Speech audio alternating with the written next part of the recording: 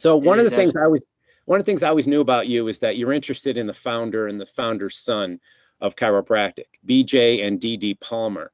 And most people don't really spend much time thinking about the history of chiropractic, at least patients don't. And I think a lot of doctors don't, a lot of chiropractors don't. And they might know the names, but they don't know the stories. And I always said that the history of chiropractic would make the most amazing movie because it's filled with such drama and such struggle and such genius.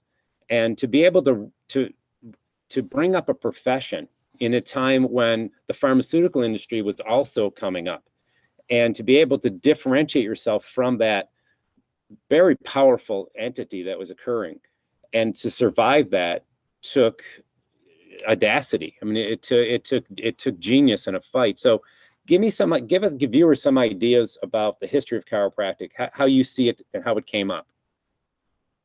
Oh, wow. Yeah, I spent a lot of time, a lot of people dedicating their lives to that exact question. And it is amazing. I go back to Cicero. I like this quote. It's written, John Wolfe. You remember John Wolfe from Yeah. Northwestern? Yeah, absolutely.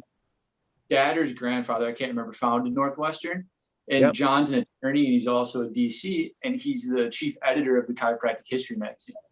Yeah. So a quote that he puts in his editor's note every time is a quote by Cicero saying that those who do not know what happened before they were born will remain forever a child.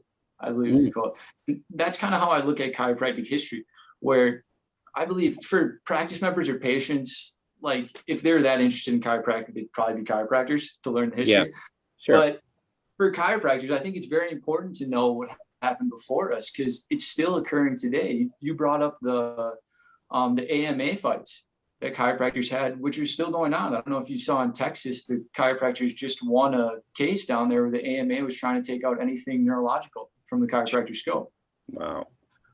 And you think about what would be, you look at the motivation of doing that, and it's so obviously a poor motivation. It's a greedy type of thing. It has nothing to do with skill sets. It has nothing to do with what's better for the patient. That has so much to do, in my mind, with simply wanting to dominate more ground to produce more patients that will take more drugs. I mean, that's all I see. I'm sorry. I wish I could see a better motivation there, but it's clear to me that that's what they're into. Yeah, I have a mentor that says it's either evil or ignorant, and he chooses to see it in a better light and claim ignorance on that. But and I like that. But yeah, it's hard to look at, and the two ideas are so opposing. Which one's an outside in philosophy, right? We're trying to remove that to allow the natural abilities of the body to express themselves to the fullest, compared to the suppression of symptoms. I mean, it's two completely different states of mind that I don't know if they really have a choice but to kind of fight, to be honest with you. I mean, it could be a lot better now, but they're almost complete opposites. But in regards to how we got to where we are, who are BJ and who's DD, I mean, that's like a mysterious question. It would make it incredible. I want, was it Walter Isaacson, the guy that does all the famous biographies on Da Vinci and Franklin? If he got his hands on BJ Palmer or DD Palmer, I think that would be the most interesting books of all time, at least in my opinion. But these were just simple people who were genius and ornery and had all the human characteristics that we all do. DD was a guy from a small town in Canada who decided to come to Iowa and plant some roots in Davenport. He was a magnetic healer, a spiritualist, which if you look into those two things, chiropractic has a lot of similarities to and a lot of differences in, but you can tell that he definitely had influences in those realms. And through his magnetic healing work, he started figuring out these different things that ended up turning into chiropractic. He said, I believe he said chiropractic is an evolution of magnetic healing. I can't remember exactly how I put it, but basically that he took magnetic healing and brought it to a different realm and made it a completely separate profession, which is chiropractic. And then, I mean, he was just an ornery guy, difficult to get along. And he kind of had to be. He didn't even get along with his own son in many, many circumstances. But then you had this son, BJ, who ended up just being kind of an odd kid. You can read a lot of the Green books and he tells stories about his childhood. Some of those, whether they're true or not, are up for debate after people look into them. But he was just a weird kid, and he ended up taking hold and really embodying this philosophy that his dad laid out, and he ran with it. And he went Yeah. tooth and nail. A brilliant man. He got his Yeah. hands into the biggest advertisers. Like, he had a huge radio station, the WCC, I believe, or I don't know, someone can correct me on that. But he just had his hands in so many different things, and he was so brilliant that he succeeded at so much. Yeah, I think they both wore a lot of different hats. I was impressed that they were cutting edge in ideas of healing. And at the time, you know, there were charlatans, snake oil salesmen, you know, people that represented themselves very falsely.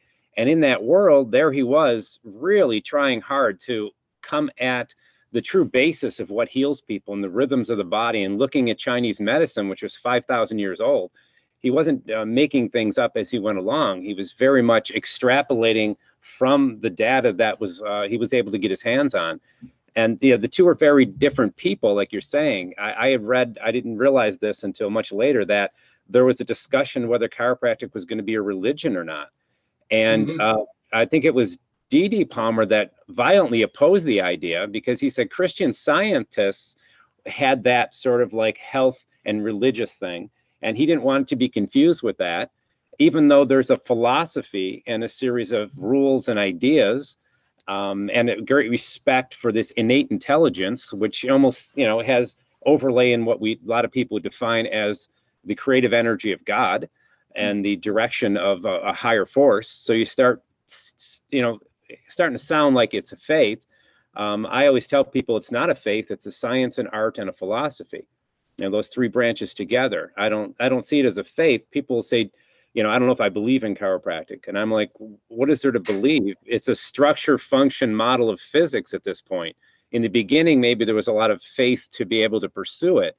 But my favorite way of demonstrating chiropractic, I said it's structure and function. And then people go, oh, they kind of like don't know what that means. And the simple example, take a round wheel off a car, make it square, and put it back on the car, right? You just change the structure and you just change the function. Now it can't roll, it hops because it has four sides instead of a nice circle. And that's really what I'm concerned with. I'm looking at the four-sided people that are coming in and trying to get them to be a circle, right? That's good. You think about it, we really are three half circles in our spine, right? The lumbar curve, the middle back curve, and the neck curve are like three wheels sort of sitting on top of each other. And, you know, they act as shock absorbers, as you know, but they're kind of wheel-like. They have an arc, and any squared off vertebra in there, and I don't mean square meaning level, I mean square like the square wheel, can cause a problem with the rolling. And the rolling to me is the kinetic chain dynamics, which, you know, that's what, for listeners that don't know what that is, it's simple. It's heel strike and the absorption of shock all the way through your spine. Good kinetic translation or force moving through your spine with fluidity feels good. Everything else feels awkward over time.